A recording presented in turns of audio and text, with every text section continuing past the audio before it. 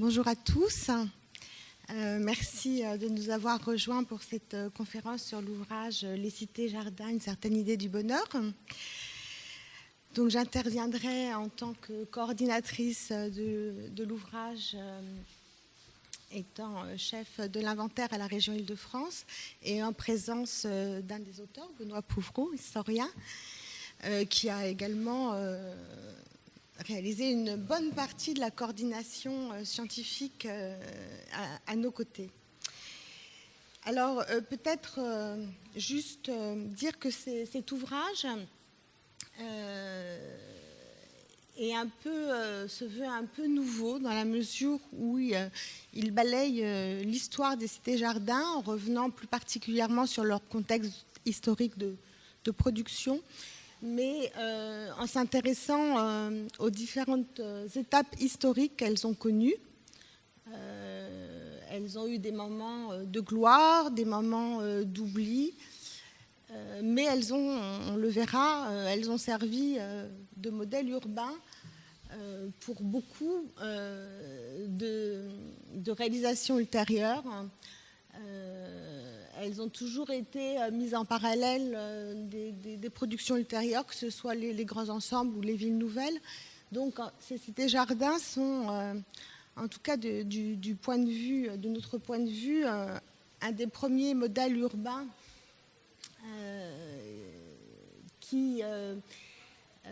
un concept hérité des Garden City anglaises qui à la fois ont permis de réfléchir à un modèle de construction d'urbanisme social qui, par ailleurs, présente un intérêt certain qui est l'incarnation d'une utopie sociale urbaine réalisée. Il y a très peu d'utopies qui sont réellement incarnées. Les cités-jardins font partie d'une utopie qui va se développer, qui va être matérialisée. Et en Île-de-France, on compte plus de 62 communes, donc un maillage patrimonial de ces cités assez exceptionnel, sachant qu'on rencontre là d'un phénomène urbain assez important, puisque entre 1900 et 1930, c'est quelques 25 000 logements qui seront construits en Île-de-France. Voilà. Donc cet ouvrage qui regroupe beaucoup d'auteurs, on compte une vingtaine d'auteurs, toutes disciplines confondues, donc a à la fois l'intérêt de traiter d'une façon transversale et approfondie de tous les aspects des cités-jardins, donc à la fois de leur histoire, comme je l'ai dit, d'approfondir ce qui fait la définition même de ces cités-jardins, c'est-à-dire les débuts d'un urbanisme réfléchi, donc avec une approche d'urbanisme, également d'approfondir ce qui fait partie de leur définition, c'est-à-dire à la fois un dessin très, très réfléchi de la ville qui mêle logement privé, logement individuel, logement collectif, mais également ce qui faisait partie de l'utopie de ces cités-jardins, des équipements nombreux, aussi bien des équipements scolaires, des commerces, mais également des théâtres, des ateliers d'artistes. Donc l'ouvrage revient, approfondit tous ces aspects des cités-jardins. Évidemment, tout ce qui a trait également au traitement paysager, puisque comme son nom l'indique, les jardins, les espaces verts sont absolument fondamentaux dans le dessin de ces cités. Donc on a également des historiennes paysagistes qui reviennent sur cet aspect qui est très important. Et puis l'intérêt de cet ouvrage, c'est qu'au-delà du questionnement sur le concept et sur son histoire, il y a une approche dynamique, diachronique, qui va jusqu'à leur patrimonialisation et aujourd'hui leur mise en tourisme.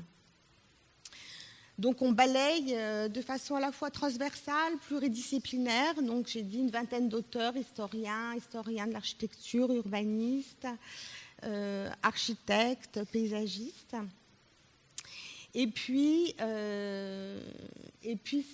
également un travail, je crois que c'est, je parle sous le contrôle de Benoît, mais je crois que c'est une des premières fois où on a, à l'échelle de l'Île-de-France, un recensement presque exhaustif. Alors je dis presque parce que depuis que l'ouvrage a été édité, on retrouve régulièrement des cités-jardins.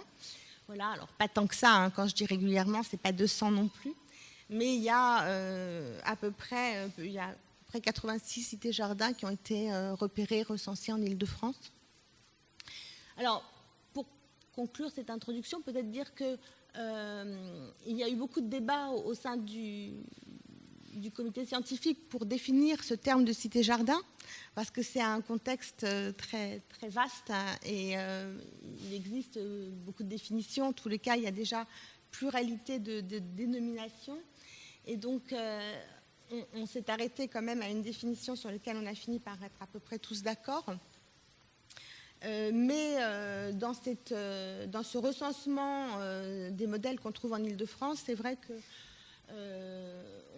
on a été dans une acception un peu plus large de la cité-jardin, c'est-à-dire que ce qui nous a intéressé, c'est aussi de voir parfois des typologies non abouties où on n'a que du logement, où les équipements sont jamais arrivés, pour vraiment essayer de comprendre en quoi ce concept de cité-jardin a vraiment essaimé comme modèle à la fois comme modèle d'urbanisme, comme modèle urbain et aussi comme modèle de logement. Voilà. Donc, je dirais que l'intérêt de cet ouvrage, c'est effectivement ce travail d'ancrage dans une histoire, dans un territoire, celui de l'Île-de-France, qui montre aussi que ces cités-jardins ont été extrêmement structurantes pour ce territoire. Et elles sont nombreuses en petites ceintures en Île-de-France. Elles sont encore aujourd'hui un modèle très regardé. Je crois que tous les étudiants en architecture ont dans leur programme la visite et l'étude de ces cités-jardins, parce que je crois qu'elles continuent de constituer des modèles et en tous les cas des espaces de questionnement. Peut-être dire également que cet ouvrage n'a été possible que grâce à beaucoup de volonté commune. Donc on est bien dans cet ouvrage dans une démarche extrêmement rigoureuse et scientifique, néanmoins aussi militante, et je le dis avec beaucoup de plaisir. Je pense que tous les scientifiques qui y ont travaillé ont été aussi très partie prenante de défendre ce modèle. Et ce livre participe d'un souhait de patrimonialisation, de valorisation de ces objets qui aujourd'hui sont quand même encore très peu protégés. Et j'en dirai 2 mots en conclusion. Donc je voudrais vraiment citer... je ne vais pas citer tous les auteurs, saluer peut-être la présence de Jean Boideau, architecte, qui a écrit un article sur la réhabilitation de ces cités-jardins, qui est un enjeu important quand on parle de patrimonialisation.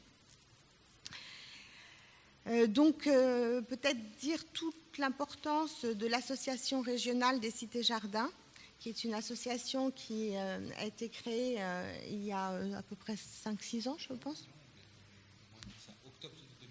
Voilà, octobre 2015, donc oui, qui est à l'origine de cette publication. Et c'est une association qui présente l'intérêt d'avoir en son sein des élus, des chercheurs, des collectivités. Donc une association très représentative et qui est intéressante parce qu'elle est à la fois, elle se positionne à la fois sur les aspects scientifiques et en même temps, elle travaille beaucoup sur la mise en tourisme, sur la patrimonialisation, et elle fait un travail important pour sensibiliser les habitants des cités-jardins à leur patrimoine, à ce patrimoine de proximité. Et je vous signale qu'en ce moment, d'ailleurs, il y a le printemps des cités-jardins donc qui dure jusqu'en mai, je pense. C'est fini? Ah, je suis désolée. Voilà, enfin, c'est tous les ans, et puis il y a un programme régulier de visites et de mise en valeur de ces cités-jardins. Donc cette association a vraiment été coproductrice de cet ouvrage. Elle joue un rôle extrêmement important. En tous les cas, pour nous, pour la région, c'est un interlocuteur essentiel. Et la région Île-de-France, qui a créé un label patrimoine d'intérêt régional en juillet 2017, a pu instruire et labelliser 3 cités-jardins en Île-de-France, notamment grâce au travail de cette association qui joue un rôle de coordination extrêmement important. Je veux également citer le musée d'histoire urbaine et sociale de Suresnes, qui, au moment où on sortait cet ouvrage, faisait une exposition importante au musée sur l'histoire des cités-jardins, et qui a été aussi un partenaire essentiel de cet ouvrage. Évidemment, le service de Benoît, qui a été sans doute un des premiers d'ailleurs à travailler sur ce sujet des cités-jardins, je pense. Vous avez été parmi les premiers. Donc, qui dépend du conseil départemental 93, et puis l'agglomération pleine commune, qui est aussi fer de lance sur tous les enjeux de valorisation, avec la création d'un espace de valorisation touristique et patrimoniale à Stains. D'ailleurs, je n'ai pas passé les photos, j'en suis désolée, je suis complètement... qu'on va vous montrer. Voilà, donc cet ouvrage, c'est là, je crois. Non, c'est là, pardon. Donc voilà, c'est des photos que je n'ai pas citées. Donc là, on est à Suresnes. Je parlais d'équipements structurants dans le concept de cité-jardin, c'est le théâtre de Suresnes. En fait, je voulais vous montrer l'espace d'interprétation, toujours Suresnes. Quand on parle de l'action de valorisation et de patrimonialisation, là on est dans l'appartement témoin que le musée de Suresnes a aménagé au sein même de la cité-jardin de Suresnes, où vous avez un appartement entièrement reconstitué. Je vais passer un petit peu plus vite. Châtenay-Malabry. Donc Châtenay-Malabry, quand je vous disais très rapidement que les cités-jardins, si aujourd'hui personne ne conteste leur qualité patrimoniale, restent quand même très peu protégés.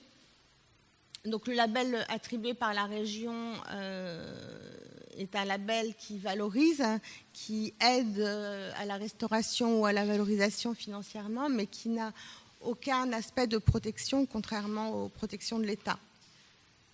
Et par exemple, il y a un projet actuellement sur un projet urbain sur Châtenay-Malabry qui aujourd'hui remet quand même grandement en question l'intérêt de cette cité. Voilà, c'est ce que je voulais vous montrer, c'est l'espace qui a été aménagé donc à Stains, qui n'est pas un SIAP mais qui y ressemble en partie.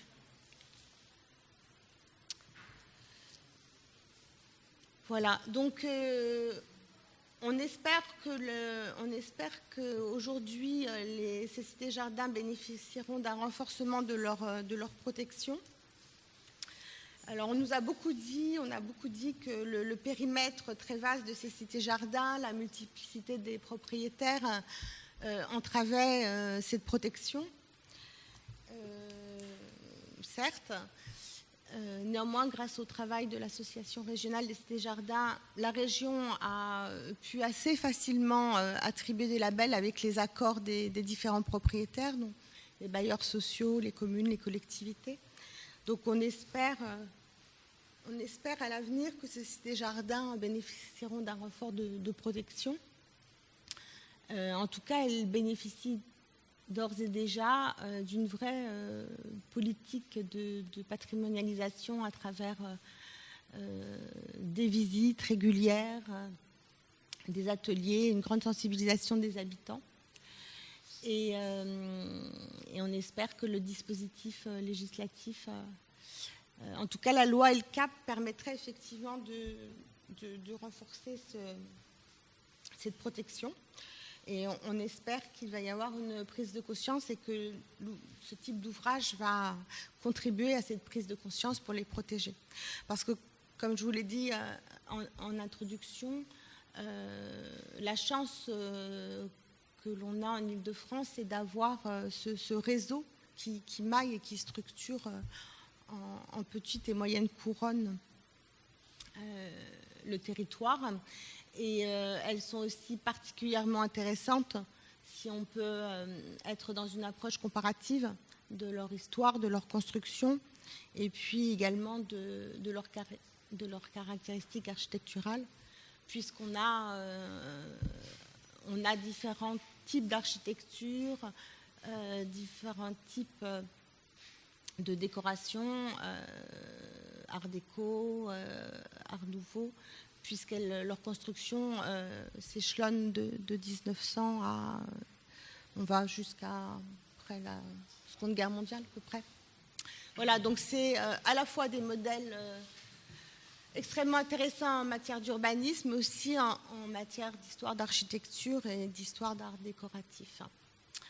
Et je conclus en disant que le musée de Suresnes a également conduit des entretiens auprès des habitants qui permettent aussi d'aborder les cités-jardins comme un objet total, à la fois urbain, architectural, mais aussi social.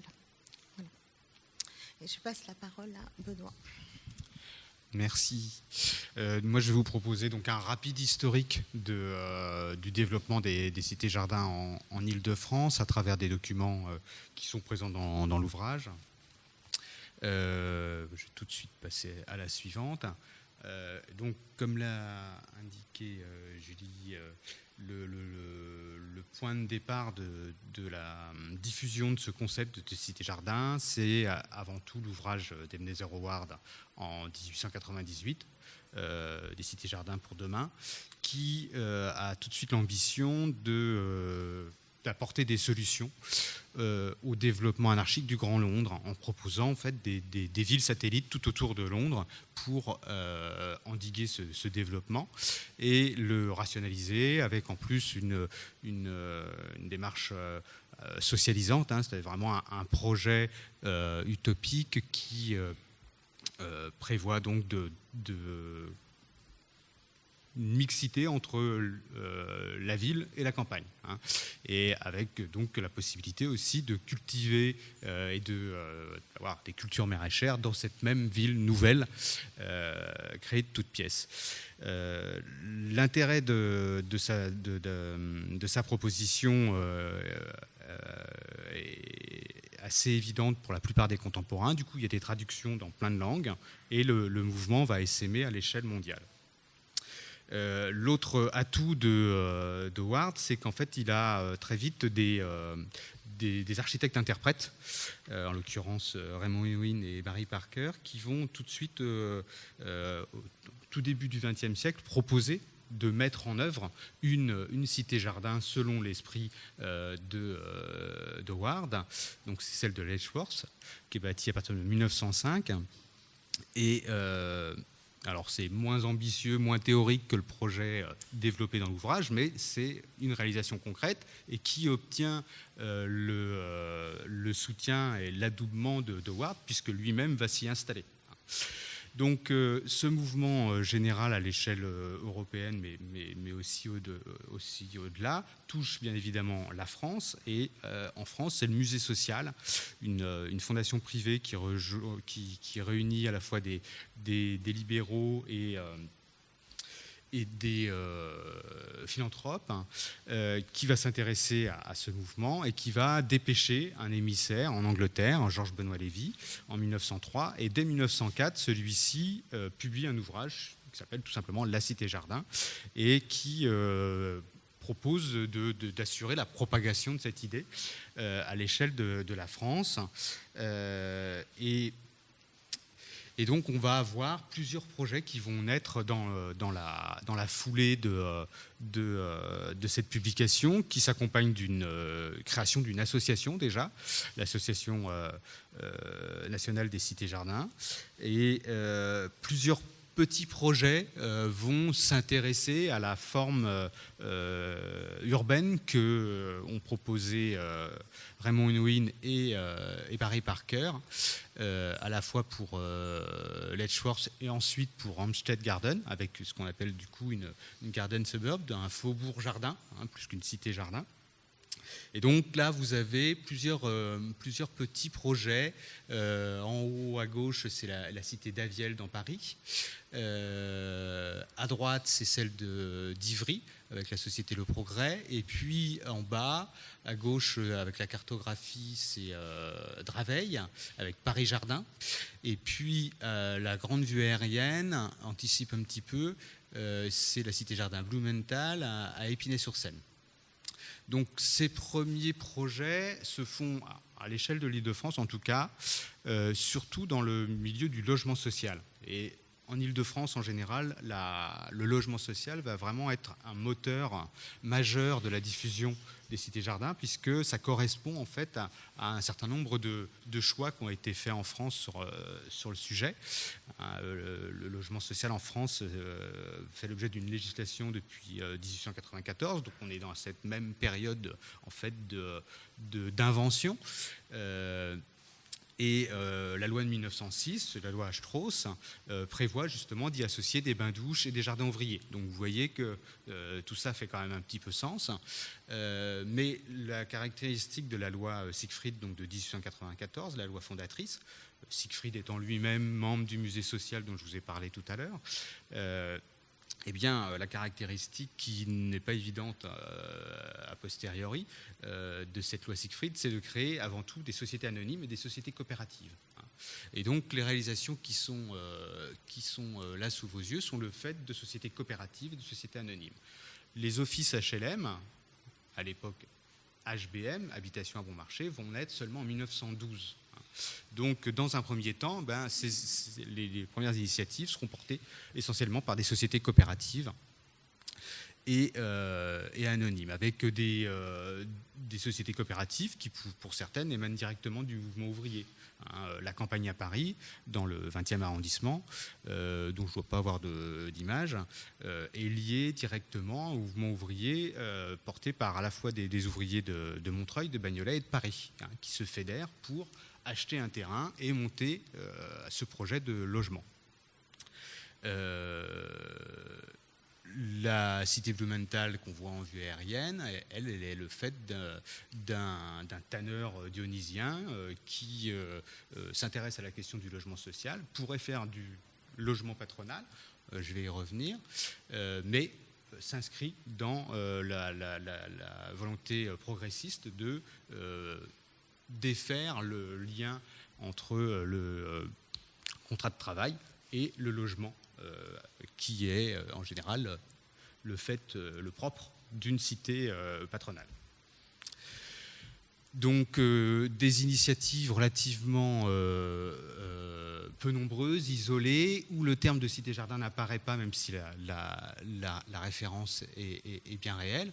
À Draveil, c'est Paris Jardin. Là aussi, c'est une société coopérative avec une forte dimension ouvrière.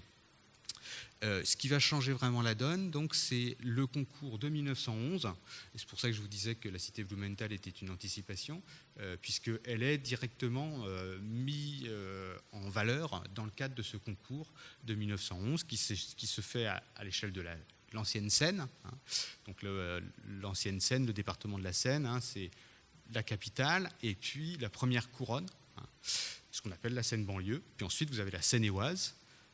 Et enfin, depuis donc la Révolution française, à l'est, où nous sommes, la Seine-et-Marne, qui, elle, ne va pas bouger dans la réforme de la région parisienne, mais ça va avoir une incidence. Et donc, il faut se représenter cet espace francilien d'avant les années 60, qui est assez différent de celui que nous connaissons.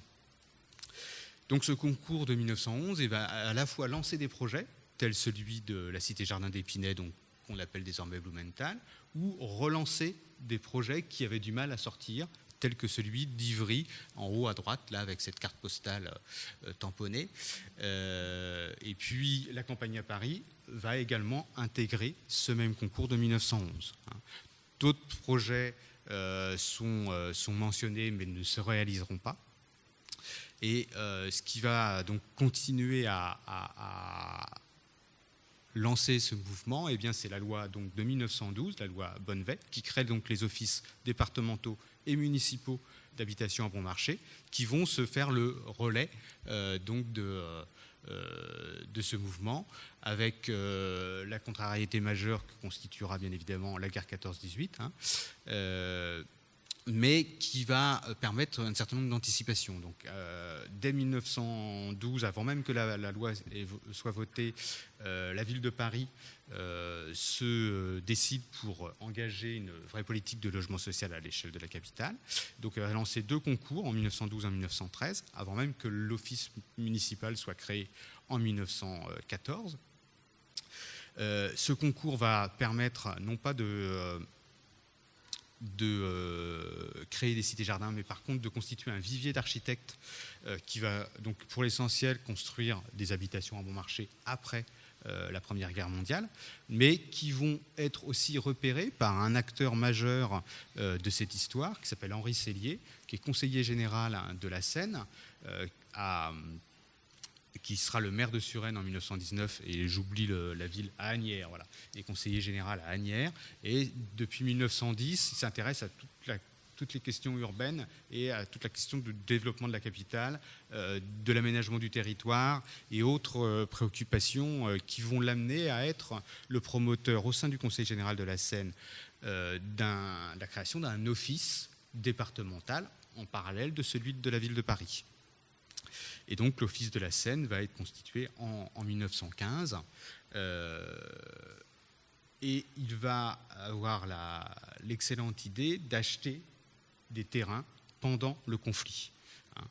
À ce moment-là, l'immobilier et le foncier sont complètement en berne, forcément, et il va pouvoir acheter de grands terrains, tels par exemple que celui de la cité-jardin de Stein, qui est en fait un domaine lié à un château, 27 hectares d'un seul tenant, château qui a lui-même été détruit pendant la guerre de 70, et donc relativement peu cher, en tout cas à la portée de la bourse d'un office départemental naissant, qui va donc pouvoir préparer l'après-guerre. D'autres réalisations de cités-jardins au tout début donc, de la période, avant la guerre, le déclenchement de la guerre 14-18, Lorraine Dietrich en haut à gauche à Argenteuil, la cité cheminote de Brou, Chelles-Brou en bas en noir et blanc, et puis Sépia, vous le lisez vous-même, le lotissement du Progrès à Boissy-Saint-Léger, qui a une continuité après la réalisation d'Ivry-sur-Seine, qui est constitué pour l'essentiel d'un immeuble de logement collectif, de petites maisons individuelles derrière. Eh bien, cette même société du Progrès à Boissy-Saint-Léger va acheter un autre terrain plus important et y proposer, là pour le coup, exclusivement du logement individuel. Donc vous voyez qu'au-delà des opérations de logements sociaux portées dans un premier temps beaucoup par des coopératives, on a aussi des cités patronales et des cités cheminotes qui sont également créées dans ce contexte et avec cette référence, en proposant, là encore, beaucoup de logements individuels pour l'essentiel, à chaque fois avec des jardins ouvriers associés, et puis des espaces collectifs verts qui participent de la qualité de l'ensemble. Bien évidemment plantés la plupart du temps, et puis donc on a comme ça un certain nombre de réalisations significatives qui se font dans ces années-là et qui vont prendre pour les cités cheminotes un développement important après la Première Guerre mondiale, avec un autre personnage clé de cette histoire qui est Raoul Dautry, qui est le patron, hein, entre guillemets, puisque c'est avant tout un ingénieur de la compagnie des chemins de fer du Nord, mais haut placé dans l'organisation de celle-ci, qui va se faire connaître, notamment en réalisant, donc, à partir de 1919, la cité cheminote de Tergnier, où l'ensemble du plan reprend le dessin des roues de locomotive, donc de grands dessins. C'est un peu ce qu'on voit avec celle de Chelles-Brou, là, une structuration autour de places circulaires, comme vous l'avez là. Mitry-Mory, donc également sur la ligne du Nord, va suivre dans ce même esprit. Avec Chelles-Brou, en fait, on est dans la continuité d'une action qui a été engagée donc par la compagnie des chemins de fer de l'Est, puisqu'on est bien avant la SNCF, avec une première réalisation d'un architecte dont j'ai oublié de parler, mais de toute façon je ne parlerai pas de tous, Jean Walter, qui est une personnalité quand même importante. C'est lui qui fait aussi la cité d'Aviel qu'on a vue à Paris, parce que justement c'est un des tout premiers des architectes à s'engager sur le modèle justement de la cité jardin, et sous la forme de cité patronale, avec notamment des cités Peugeot, dans l'est de la France. Et puis c'est lui aussi qui va faire la coopérative Paris Jardin de Draveil, dont on voyait tout à l'heure le plan général.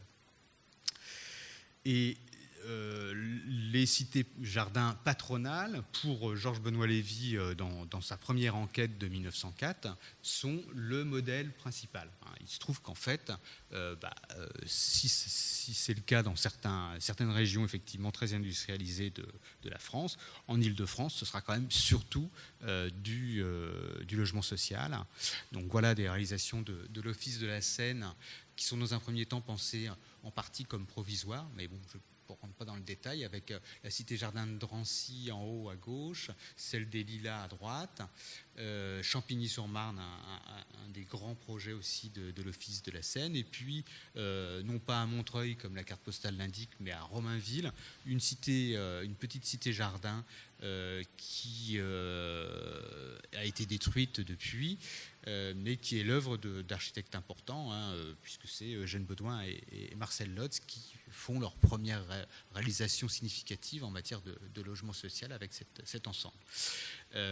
Donc, une grande diversité déjà dans la production de l'Office de la Seine, qu'on voit un petit peu là, à la fois des petites cités-jardins,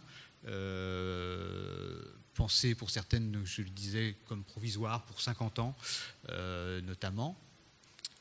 Et puis des projets plus ambitieux qui sont menés en parallèle, tels que celle de Champigny-sur-Marne ou de Stein, qui sont des cités engagées également dès 1919-1920.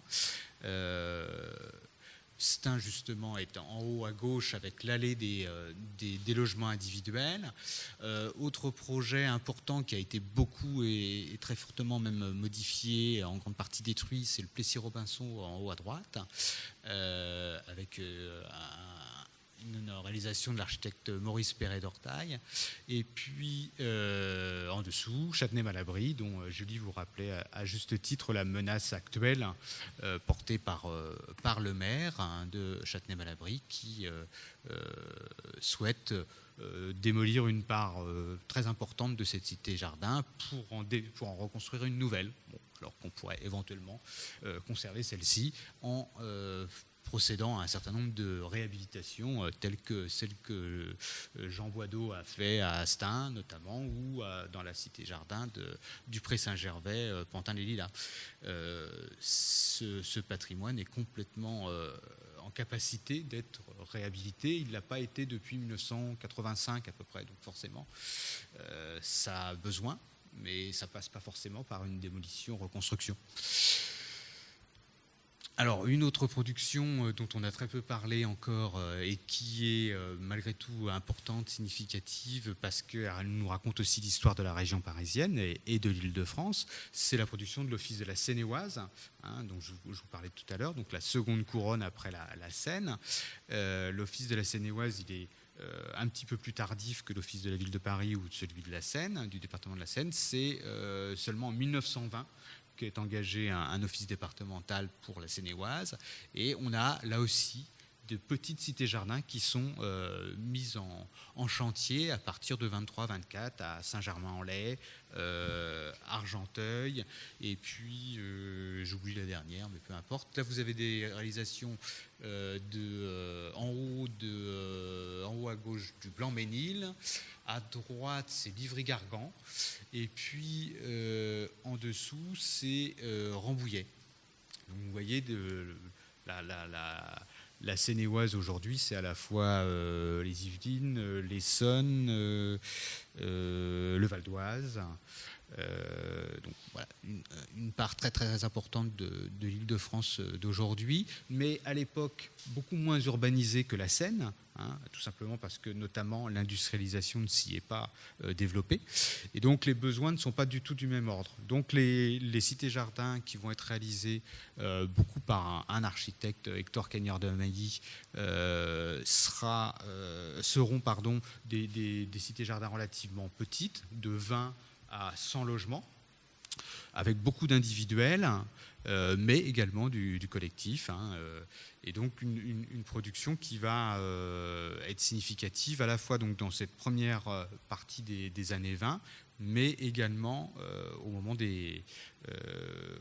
au début de la décennie suivante, grâce au plan et à la loi Loucheur. Autre réalisation de l'Office de la Seine, donc le Pré Saint-Gervais dont je vous parlais à l'instant, en haut à gauche avec les collectifs en briques et les individuels en béton enduit, et puis en bas la cité-jardin de Gennevilliers, toujours donc pour la production de l'Office de la Seine. Une vue générale de la cité-jardin de Stein en haut à gauche, et puis un projet assez singulier et intéressant à droite qui est à la fois sur Épinay et Argenteuil, c'est la cité d'Orgemont, où on retrouve la marque et l'influence de Raoul Dautry. Donc une cité-jardin qui n'est pas... qui est portée par une société d'HBM, mais avec une volonté de mettre en œuvre le plan Loucheur, un plan Loucheur donc, qui est voté en 1928 et qui prévoyait une forte relance de la construction de logements sociaux, parce qu'on est toujours dans une crise du logement qui perdure, mais qui prévoyait aussi donc, à la fois du locatif classique, locatif social, mais aussi de l'accession sociale à la propriété. Et là, la cité-jardin d'Orgemont est vraiment significative de l'orientation initiale, en tout cas, d'une proposition donc, de collectif en locatif et d'individuels qui devaient à terme être la possibilité pour les ouvriers employés ayant droit donc, du logement social à devenir propriétaires. C'est pour ça qu'on parle de pavillon loucheur, c'est parce que c'est une voie pour les ouvriers employés d'accès à la propriété. Et ça a relativement fonctionné, puisque même si le plan Loucheur a été contrarié par la crise économique consécutive au krach boursier de 29, malgré tout, les prêts proposés ont continué à être dispensés. Et puis un autre projet qui marque d'une certaine façon la fin de la production des cités-jardins, c'est le projet et la réalisation de Drancy, donc Drancy qui a presque 3 cités-jardins.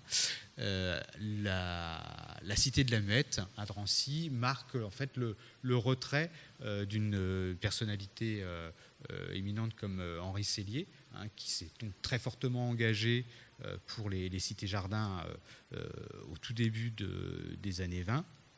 et qui, voyant à la fois la hausse du coût de la construction, l'importance et l'intérêt de préfabriquer, d'industrialiser le bâtiment, et puis le souci d'être avant tout un bailleur social, donc de proposer du logement en nombre. Tout ça fait que la proposition de Cité-Jardin où le logement individuel domine lui semble de plus en plus contradictoire avec les objectifs fondamentaux de l'Office. Et donc, il se tourne vers le tout collectif et justement les premiers gratte-ciel de la région parisienne avec la cité de Drancy. Donc ça marque vraiment un point un peu final, mais plus largement, tout le contexte de crise des années 30 va ralentir la propagation des cités-jardins à l'échelle de la région parisienne. Et donc on va avoir essentiellement des projets qui s'achèvent, et très peu de relance de ces mêmes projets, ou des projets qui s'arrêtent partiellement, ce qui est le cas par exemple de la cité de Drancy, qui ne sera pas complètement réalisée. Donc cette histoire, elle se poursuit en partie dans l'immédiate après-guerre, mais avec des mutations quand même profondes. D'une part, la volonté de faire mieux et autrement que la Troisième République, qui est portée par ce qui est très rapidement la quatrième, une volonté d'avoir une vraie politique du logement, ce qui n'était pas le cas sous la Troisième République. Donc le ministère de la Reconstruction et de l'Urbanisme va être l'occasion justement pour les pouvoirs publics et l'État de prendre vraiment des décisions qui seront à la hauteur des besoins et avec une volonté planificatrice qui n'était pas présente justement dans l'entre-deux-guerres. Donc d'une certaine façon, c'est ce contexte complètement différent, ces ambitions beaucoup plus affirmées, beaucoup plus fortes, place de fait les cités-jardins dans un passé révolu, de l'avant-guerre, et pas spécialement recherché. Et donc du coup, on voit dans la fin des années 40 et jusqu'au début des années 50 encore quelques projets qui se réclament de la Cité-Jardin et du concept, mais ils seront relativement peu nombreux. Et très vite, les cités en question vont plutôt prendre le nom du toponyme local. C'est le cas typiquement de la cité de l'Abreuvoir que vous avez en haut à droite à Bobigny-Drancy, qui est pourtant une cité-jardin dénommée comme telle, portée par l'Office départemental de la Seine. Donc Sellier, lui, est mort pendant la guerre, mais ses successeurs sont toujours porteurs de cette ambition. Et là, c'est Émile Aillot qui est l'architecte qui lui-même se revendique de l'esprit de la cité-jardin et qui fera, vous connaissez peut-être la cité des Courtilières, dans un premier temps, il en parle comme d'une cité-parc. L'autre architecte qui envisage aussi le terme de cité-jardin urbaine au présent, et c'est André Lursa, donc avec son concept de cité-jardin urbaine et d'unité de quartier, avec la réalisation que vous avez en maquette en bas à gauche, à Saint-Denis. Et puis très vite, différents problèmes font que lui aussi parlera plutôt d'unité de quartier que de cité-jardin. Une autre réalisation intéressante, là, dans sa volonté de continuité, c'est celle de Sceaux, qui est en haut à gauche, où on retrouve Eugène Baudouin tout seul, avec la cité du Bas-Coudray, où on a à nouveau, comme à Châtenay-Malabry, une tour, des logements individuels, des logements collectifs. Et là, on est dans les années 50. Et puis, dernière opération qui, là encore, se réclame de cette filiation, c'est la résidence Paris Match en bas à droite. Là, c'est la résidence de la Tourvoie à Fresnes,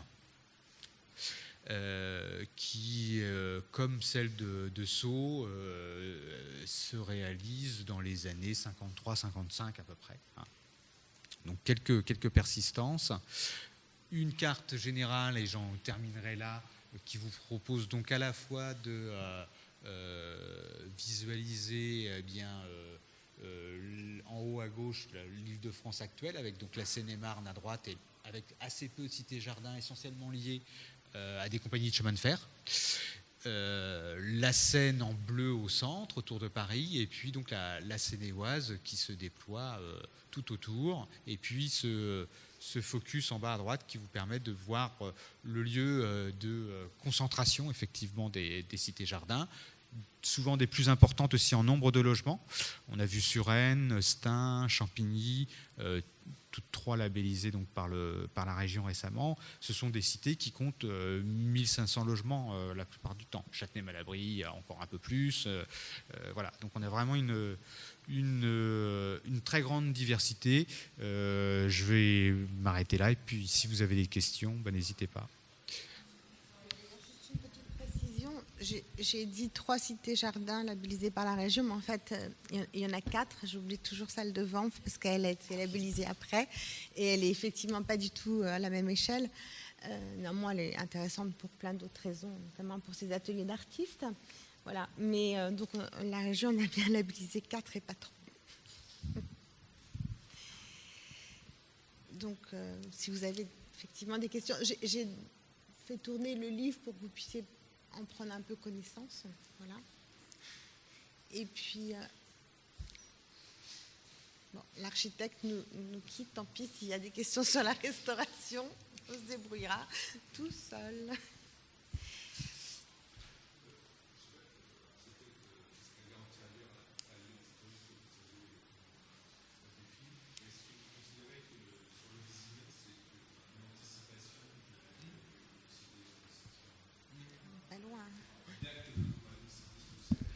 Alors, ça va être effectivement là où le bas blesse, entre guillemets, parce que Howard, il part pas de rien, effectivement. C'est la ville du 19e siècle qui se pense aussi dans une relation à la nature.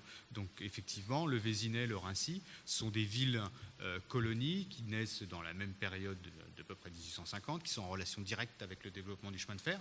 Et ce sont des villes de villégiature pour des Parisiens, mais des Parisiens très aisés, qui vont donc se proposer pour le Vésinet comme pour le Raincy. Alors, je connais mieux le Raincy que le Vésinet, parce que je travaille pour la Seine-Saint-Denis.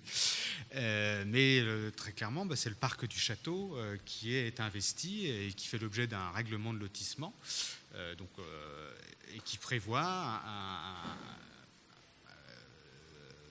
des dispositions qui vont faire en sorte que de ce parc du château qui était en partie désaffecté, redeviennent en fait effectivement un écrin pour un certain nombre de très belles maisons, des villas. Et donc de ces colonies vont naître des communes, mais on est effectivement encore aujourd'hui, de fait, parmi les villes les plus riches d'Île-de-France. Donc un effet de concentration de moyens qui est là dès le départ et qui se maintient au fil du temps, et qui nous fait donc considérer d'une part qu'elles ne peuvent pas être dans ce mouvement des cités-jardins, mais effectivement parmi les cités pionnières. De la même façon, la cité Meunier à Noisiel est une cité patronale pionnière qui...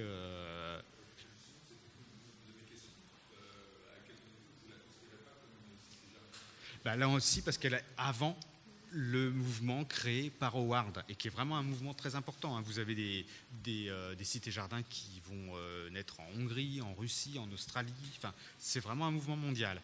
Et donc ça correspond vraiment à un point de départ, si vous voulez, pour cette idée de cité-jardin.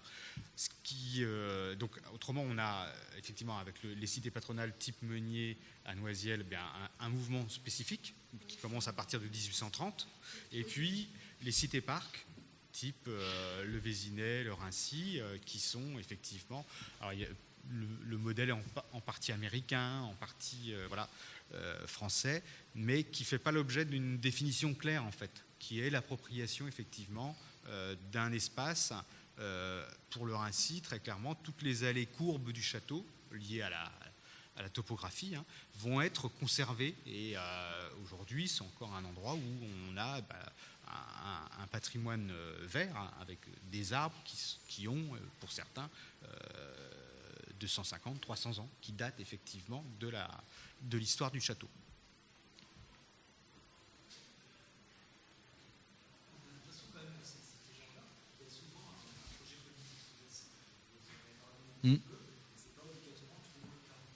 Non, c'est pas systématique, effectivement. Alors, oui, d'une certaine façon, oui. Clairement, Ebenezer Howard se réclame effectivement du socialisme, et Henri Sellier est également un socialiste. Donc, il y a clairement une interprétation de gauche du concept. Eh ben, en fait, dans celle du département de la Seine, portée donc par Henri Sellier, vont, pour la plupart d'entre elles, être les mieux équipées et les plus importantes. C'est-à-dire qu'on va avoir le théâtre de Suresnes que nous a montré Julie, mais un projet de maison du peuple au centre de la cité de Stein, qui deviendra le théâtre également. Des commerces, des écoles, les écoles, voilà. Des écoles de plein air, des choses comme ça aussi qui vont être présentes. Des modèles pédagogiques vraiment à la pointe pour les contextes. Des magasins coopératifs aussi. Finalement, le grand mouvement des années 50, 60, de construction de grands ensembles, tourne complètement le dos, ou s'articule? Non, ça s'articule, c'est une forme de continuité, si vous voulez. On est dans un modèle qui va effectivement se rationaliser, en fait. Ce qu'on voyait déjà avec la Cité de la Muette tout à l'heure, c'est-à-dire des bars et des tours. Mais les bars et les tours, elles étaient déjà présentes dans les cités-jardins. C'est un rapport, en fait, aussi, ce qu'on dit moins, ce qui n'est d'ailleurs pas développé dans l'ouvrage plus que ça, c'est que l'approche d'un Sellier, elle est aussi, par certains côtés, discutable. C'est-à-dire que c'est aussi, la Cité-Jardin, c'est aussi un moyen de contrôle social, par exemple. Hein. Est-ce que vous cultivez bien votre jardin potager, hein, parce qu'il faut nourrir sa famille, pas aller au café, éventuellement faire de la politique, mais du bon côté. Hein. Et donc, avec les grands ensembles, on va complètement casser ça. C'est-à-dire qu'on n'aura plus de jardin individuel, la plupart du temps, hein, et plus contrôle social aussi. Donc, c'est une forme d'émancipation qui se produit. Et puis, c'est surtout la volonté, en fait, de produire enfin des logements en grand nombre. Il y a un chiffre qui est extrêmement parlant sur l'entre-deux-guerres, hein, donc entre 1920 et 1939, hein, enfin 1939, on va construire 300 000 logements sociaux en France. Le logement patronal, on construit autant. À partir de l'après-Seconde Guerre mondiale et les grands ensembles, on va atteindre notamment, c'est en 56, je crois, oui, c'est en 56, qu'on atteint pour la première fois 240 000 logements par an. Donc on se met à l'échelle des besoins des Français avec le baby-boom et toute l'expansion démographique, économique, sociale. Donc ces grands ensembles, ils sont juste, au moins dans un premier temps, à l'échelle des besoins. Mais ils ne sont pas en rupture puisqu'ils proposent eux aussi un rapport à la nature. C'est juste qu'effectivement, il n'y a plus ou très peu de parcelles individuelles et de volonté de cultiver ce potager. On n'est plus dans ce registre-là. Mais ce contrôle social était réel. Il y avait des infirmières qui circulaient dans les cités-jardins. Si le père allait trop au café, ça se savait. Aucun café dans une cité-jardin sociale, interdit par la loi. Donc voilà, il y a tout ça qui était quand même présent. Oui, dans une opération, ouais, mais même dans des cités HLM, hein, très longtemps, il n'y a pas eu de café, c'était interdit. Parce qu'on se méfiait de l'ouvrier et de son intempérance.